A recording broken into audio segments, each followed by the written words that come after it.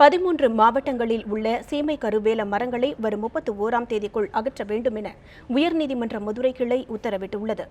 மதிமுக பொதுச் செயலாளர் வைகோ தொடர்ந்த வழக்கில் இந்த உத்தரவு பிறப்பிக்கப்பட்டுள்ளது.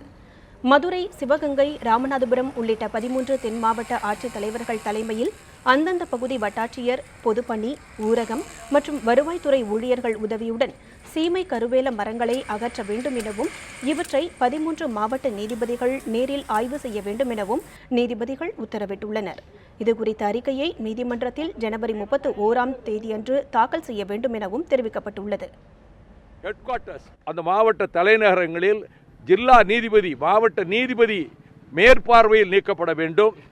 அந்த மாவட்டத்தின் மற்ற பகுதிகளில் மாவட்ட ஆட்சித்தலைவர், தாசில்தார், வட்டாட்சியர், ரெவென்யூ அதிகாரிகள் மேற்பார்வையில் இந்த 31ஆம் தேதிக்குள் முழுமையாக நீக்கப்பட்டு 31ஆம் தேதிக்குள் அவர்கள் தங்களுடைய அறிக்கையை இந்த 13 மாவட்டங்களிலிருந்தும் ஆட்சித்தலைவர்கள் சமர்ப்பிக்க வேண்டும் என்று ஆணை பிறப்பித்திருக்கிறார்.